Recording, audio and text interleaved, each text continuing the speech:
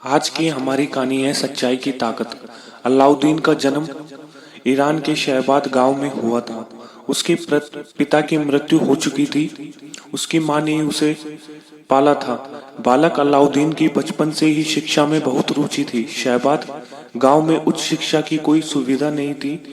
गांव में अपनी शिक्षा पूरी करने के बाद उसने बगदाद जाने का फैसला किया और उच्च शिक्षा का केंद्र बगदाद ही हुआ करता था। अलाउद्दीन की मां नहीं चाहती थी कि उसका इकलौता बच्चा इतनी दूर जाए, लेकिन लड़के की शिक्षा के प्रति रुचि को देखते हुए उसने उसे जाने की इजाजत दे दी।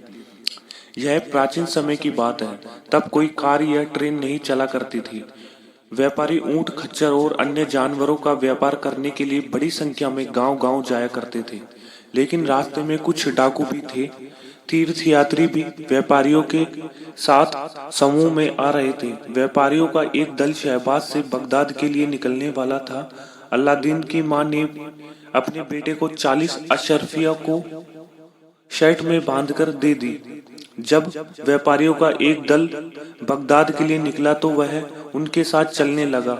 मां ने कहा, लो 40 अशरफिया देकर बोली, तुम्हारे पिता ने इतना ही जमा पूंजी छोड़ी थी।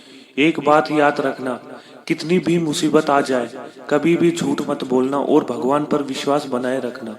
मां का अभिवादन करने के बाद पुत्र अलाउद्दीन व्यापारियों के दल के साथ साथ चलने लगा। रास्ते में डाकुओं ने व्यापारियों को घेर लिया और उनका सामान भी लूट लिया। लुटेरों की भरमार थी। शांत जंगल में हमला करने के कारण व्यापारी कुछ नहीं कर सकते थे। अलाउद्दीन के कपड़े फटे हुए थे, इसलिए लुटेरों ने महसूस किया कि लड़के के पास कुछ नहीं है।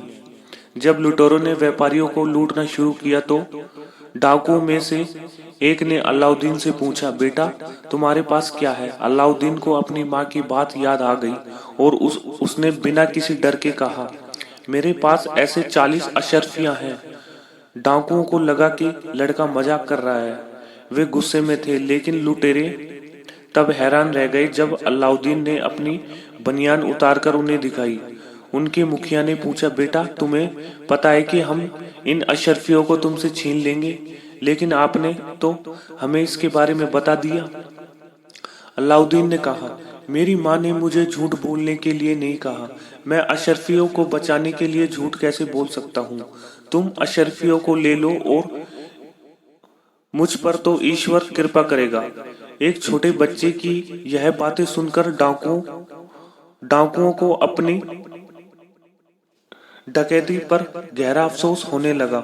उन्होंने अलाउद्दीन को अशरफियों को लौटा दिया और सभी व्यापारियों का माल भी वापस लौटा दिया और लूट का काम भी छोड़ दिया। इस प्रकार एक लड़के ने सच्चाई का सामना किया और लुटेरों को सही रास्ता दिखाया।